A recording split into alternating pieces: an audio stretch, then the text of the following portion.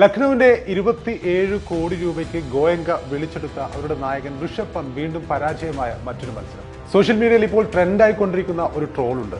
ഋഷഭ് പന്ത് അവരുടെ LSUയുടെ ക്യാപ്റ്റനായ ഋഷഭ് പന്ത് ക്രീസിൽ തന്നെ നിൽക്കുകയാണ്.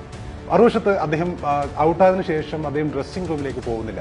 ആരോ അയാളോട് ചോദിക്കുന്നു എന്താ പോകുന്നില്ലേ എന്ന്. അപ്പോൾ അദ്ദേഹം പറയുന്നു ഗോയങ്ക അവിടെ ഉണ്ടോ എന്ന് നോക്ക്, അതിനുശേഷം മാത്രമേ ഞാൻ ഡ്രസ്സിംഗ് റൂമിലേക്ക് പോകൂ എന്ന് പറയുന്ന ഋഷഭ് പന്തിന്റെ മീം ഇപ്പോൾ സോഷ്യൽ മീഡിയയിൽ വലിയ രീതിയിൽ ട്രെൻഡായി മാറിയിരിക്കുന്ന ഒരു മീമാണിത്. ഈ മത്സരത്തിലേക്ക് വരുമ്പോൾ ഋഷഭ് പന്ത് നമുക്കറിയാം, ആദ്യ മത്സരത്തിലും അദ്ദേഹം 6 പന്തിൽ 0 മടങ്ങുകയായിരുന്നു ക്യാപ്റ്റനായ ഋഷഭ് പന്ത്. അതിനുശേഷം കഴിഞ്ഞ മത്സരത്തിലും അദ്ദേഹത്തിന് വേണ്ടത്ര തിളങ്ങാൻ സാധിച്ചില്ല, പക്ഷേ ടീം ജയിച്ചിരുന്നു. മൂന്നാമത്തെ മത്സരം, ഈ മത്സരത്തിൽ വീണ്ടും പരാജിതനാവുകയായിരുന്നു ഋഷഭ് പന്ത്. ഈ മത്സരത്തിൽ 2 റൺസ് മാത്രമാണ് അദ്ദേഹത്തിന് നേടാൻ കഴിഞ്ഞത്. ഇനി ഗോയങ്കയെ കുറിച്ച് പറയുകയാണെങ്കിൽ നമുക്കറിയാം, ഈ സീസണിൽ കഴിഞ്ഞ സീസണിൽ നമുക്കറിയാം അവരുടെ ക്യാപ്റ്റനായിരുന്നു KL രാഹുൽ. KL രാഹുലിന് ഒപ്പം തന്നെ KL രാഹുൽ ഒരു മത്സരത്തിൽ നിരാശപ്പെടുത്തിയപ്പോൾ, ക്യാപ്റ്റൻ എന്ന രീതിയിലും അതുപോലെ ബാറ്റ്സ്മാൻ എന്ന രീതിയിലും നിരാശപ്പെടുത്തിയപ്പോൾ സൺറൈസേഴ്സ് ഹൈദരാബാദിനെതിരെയുള്ള ഒരു മത്സരം വെറും 10 ഓവറിൽ സൺറൈസേഴ്സ് ഹൈദരാബാദ് LSU ഉയർത്തിയ വിജയലക്ഷ്യം മറികടന്നിരുന്നു കഴിഞ്ഞ സീസണിൽ. അതിനുശേഷം KL രാഹുൽ, അവരുടെ നായകനായ KL രാഹുലും അതുപോലെ തന്നെ മുതലാളിയായ ഗോയങ്കയും തമ്മിലുള്ള ഒരു വാക്കേറ്റം ആ സമയത്ത് സോഷ്യൽ മീഡിയയിൽ വലിയ രീതിയിൽ ശ്രദ്ധിക്കപ്പെട്ടിരുന്നു. ഗോയങ്ക KL രാഹുലിനെ പരസ്യമായി അങ്ങ് ശാസിക്കുകയാണ്. എന്തിനാണ് ഇങ്ങനെ കളിക്കുന്നത് എന്ന രൂപത്തിൽ ആ സമയത്ത് അദ്ദേഹം KL രാഹുലിനെ നിർത്തിപ്പൊരിക്കുന്ന ഒരു വീഡിയോ കഴിഞ്ഞ സീസണിൽ വൈറലായിരുന്നു.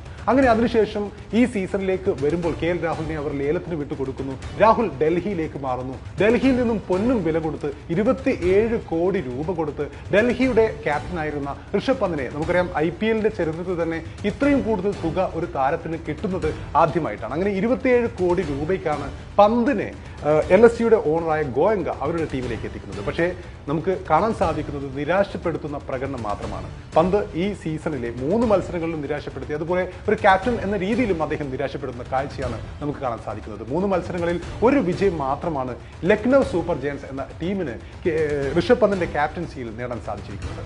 മത്സരത്തിലേക്ക് വരുമ്പോൾ 171 റൺസാണ് ലക്നൗ സൂപ്പർ ജയൻസ് ആദ്യം ബാറ്റ് ചെയ്തപ്പോൾ നേടിയത്. മറുവശത്ത് അത് ചേസ് ചെയ്യാനിറങ്ങിയ പഞ്ചാബ് 177 റൺസ് നേടിക്കൊണ്ട് വിജയലക്ഷ്യം മറികടക്കുകയായിരുന്നു.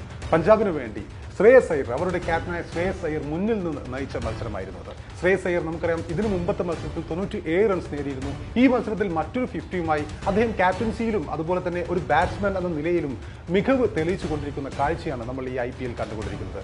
ശ്രേയസ് അയ്യരെ കുറിച്ച് പറയുമ്പോഴും കഴിഞ്ഞ സീസണിൽ കൊൽക്കത്തയെ കിരീടത്തിലേക്ക് നയിച്ച ക്യാപ്റ്റനായിരുന്നു ശ്രേയസ് അയ്യർ. പക്ഷേ കൊൽക്കത്ത ആ താരത്തെ വിട്ടുകളയുകയായിരുന്നു ഈ സീസണിന്റെ തൊട്ടുമുമ്പ്. കൊൽക്കത്ത വിട്ടുകൊടുത്ത ശ്രേയസ് അയ്യരെ പഞ്ചാബ് അങ്ങനെ അവരുടെ നായകനായി അവരോധിപ്പിക്കുകയും ചെയ്തു. അങ്ങനെ ഈ സീസണിലേക്ക് വരുമ്പോൾ ശ്രേയസ് അയ്യർ ക്യാപ്റ്റൻ എന്ന രീതിയിൽ പഞ്ചാബിനെ ഒരുപാട് ഉയരങ്ങളിലേക്ക് എത്തിക്കുന്ന കാഴ്ചയാണ് നമ്മൾ ഇപ്പോൾ കണ്ടുകൊണ്ടിരിക്കുന്നത്. കളിച്ച മത്സരങ്ങളെല്ലാം ശ്രേയസ് അയ്യരുടെ നേതൃത്വത്തിൽ പഞ്ചാബ് വിജയിക്കുകയും ചെയ്തിരിക്കുകയാണ്. മത്സരത്തിൽ മറ്റൊരു മനോഹരമായ കാഴ്ചക്ക് കൂടി നമ്മൾ സാക്ഷ്യം വഹിക്കുകയുണ്ടായി. ദിഗ്വേഷ് രാത്തി എന്ന LSUയുടെ താരം, അദ്ദേഹം ഒരു സെലിബ്രേഷൻ നടത്തുകയുണ്ടായി ഈ മത്സരത്തിൽ.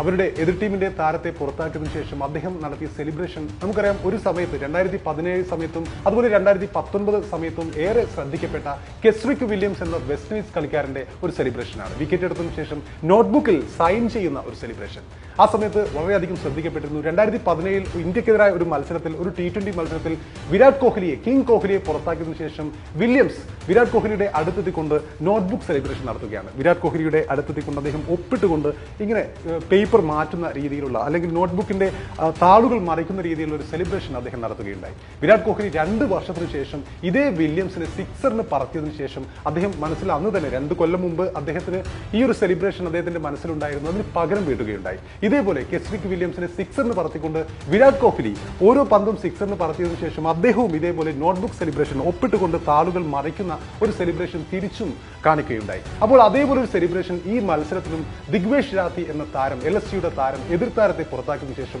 ഇങ്ങനെ ഒരു സെലിബ്രേഷൻ കാണിക്കുകയുണ്ടായി. അപ്പോൾ ഈ മത്സരത്തിലേക്ക് വരുമ്പോൾ ഈ സെലിബ്രേഷൻ അടക്കം, ശ്രേയസ് അയ്യരുടെ ഫോം അടക്കം, ഋഷഭ് പന്തിന്റെ ഫോമില്ലായ്മ അടക്കം, ഗോയങ്ക ഇനി എന്തൊക്കെ അദ്ദേഹത്തിനോട് പറയും എന്നതടക്കം ഒരുപാട് കാര്യങ്ങൾ ഈ മത്സരത്തിൽ നടക്കുകയുണ്ടായി. അപ്പോൾ സംഭവ ബഹുലമായ ഒരു രാത്രിക്കാണ് LSU വേഴ്സസ് പഞ്ചാബ് മത്സരം സാക്ഷ്യം വഹിച്ചത്.